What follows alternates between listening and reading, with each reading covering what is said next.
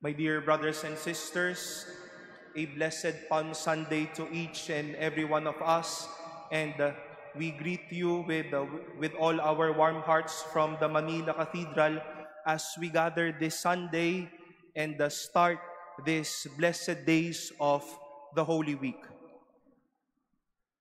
If you happen to read the Gospels when Jesus entered Jerusalem, mapapansin niyo po na hindi naman nangyari ang pagpasok ni Jesus sa Jerusalem at ang kanyang kamatayan, kanyang pagpapakasakit, kamatayan at pagkabuhay ng isang linggo lamang. Nagdududa po kung isang linggo lang ito nangyari.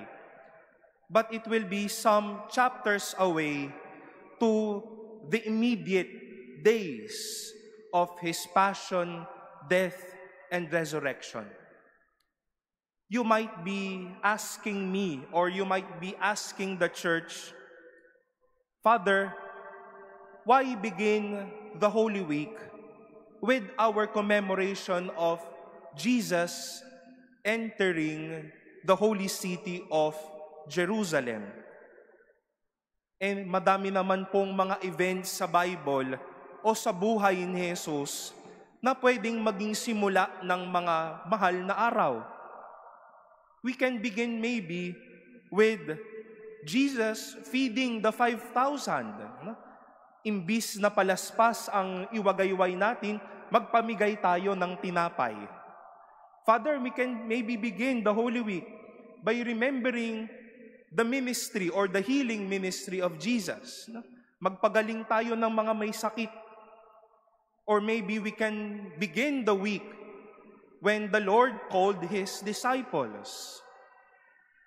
We can think a lot of, but why begin the Holy Week with Jesus entering Jerusalem? We go back a little bit to the experience of the apostles and Jesus. Jerusalem will be a significant place, a significant word to these men.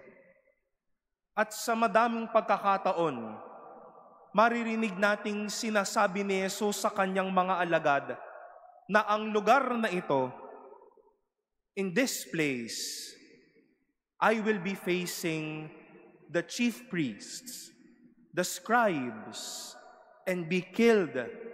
And on the third day, I will rise again. That being said, Jerusalem was a place of reality. Sa Jerusalem, dito naganap ang lahat ng mga bagay na ito. But more than that, my dear brothers and sisters, it was the place where Jesus faced His purpose. And what is that purpose? For all of us until now to experience that He is a Savior, that He is God, and that His purpose is to die and give His life for us on the cross. Maybe we would always depict the entrance of Jesus into Jerusalem with joys and smiles from these people. People picked up branches from the trees. Malamang hindi lang nila sinasabi na, "Osana sa anak ni David." Baka nagkakantahan pa ang mga taong ito.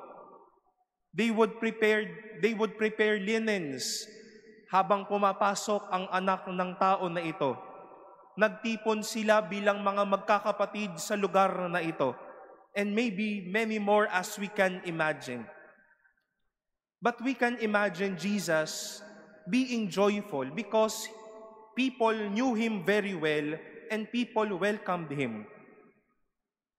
But I think deep within, with the joys of those outside of Him, a big part of His heart was maybe in a bit heavy. And maybe his heart was telling him, you are to enter what you were born for. Dito mangyayari ang lahat. Dito magiging totoo ang lahat. Marahil masaya nating sinimulan nila ng masaya ang pagpasok ni Jesus sa Jerusalem. Pero pumasok din si Jesus na marahil may bigat sa kanyang puso.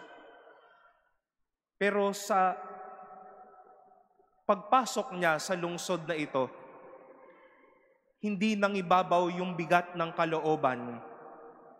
He entered Jerusalem ready to face his purpose, ready to face what he was born for. I would like to do a little retract of the Gospels. Remember, I think during the second Sunday of Lent, we meditated on the Gospel of the Transfiguration. During that event, after Peter saw the transfiguration of the Lord, Peter made a simple request. Lord, it is good that we are here. Peter said those words because fear may have occupied his heart. And dahil ito na, nakita ko na yung ganda, ayoko nang bumaba doon sa lugar na iyan dahil alam ko merong karumal-dumal na mangyayari dyan. He was like also telling the Lord, let us just stay here. I would not mind going to Jerusalem anymore. Kung gusto mong pumunta doon, pumunta ka mag-isa mo. Dito na lang kami. But Jesus stood with them and faced Jerusalem not only with his own strength, but with the love of his Father. My dear brothers and sisters, we begin the Holy Week by remembering how Jesus entered Jerusalem and faced his purpose. Hinarap niya po ang lungsod na ito ng puno ng pag-ibig ng kanyang Ama. Hinarap niya ang Jerusalem na walang takot. Hinarap niya ang Jerusalem ng walang duda. He was not afraid to see, enter, and embrace Jerusalem. Jerusalem, that is his purpose. He was not afraid to see, enter, and embrace the life, the cross that he will be offering for you and for me. Madami pong takot humarap ngayon. May pagkakamali na ngang ginawa. Ayaw pang humarap. Pero si Jesus, dahil ang nasa puso niya ay iligtas ang bawat isa sa atin, with no hesitations, he faced his purpose. And my dear brothers and sisters, on our end, do not be afraid to see, enter, and embrace your purpose. Nung pumasok si Jesus sa Jerusalem, hindi lang naman po panay krus yung naging totoo. But in his purpose, he also faced his resurrection. Baka po parehe-parehas tayong tulad ni San Pedro at marahil nung ibang mga alagad na mayroong takot para pumasok sa lugar na ito. Pero pinasok ito ni Jesus. But Jesus entering it, we can say that entering this city of Jerusalem will always worth entering it for. Ano po ba yung mga Jerusalem na takot kayong pasukin? Baka po Jerusalem ang kinatatayuan po ninyo ngayon. Baka Jerusalem yung isang pangarap o yung isang karanasan sa buhay ninyo na tinatanaw ninyo ngayon at hindi po natin mapasok-pasok dahil natatakot tayo. Dahil nandyan yung maraming risk, nandyan yung madaming pag-iwan sa mga nakagawian, baka nandyan yung madaming pagkakataon na madami tayong haharaping mga bago sa buhay na ito.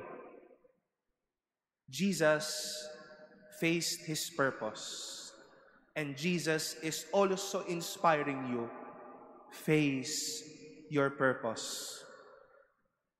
Baka takot po tayong pasukin yung layunin natin kasi ang nakikita lang po natin ay yung hirap. Pero inspirasyon po natin si Jesus ngayon. He saw His purpose.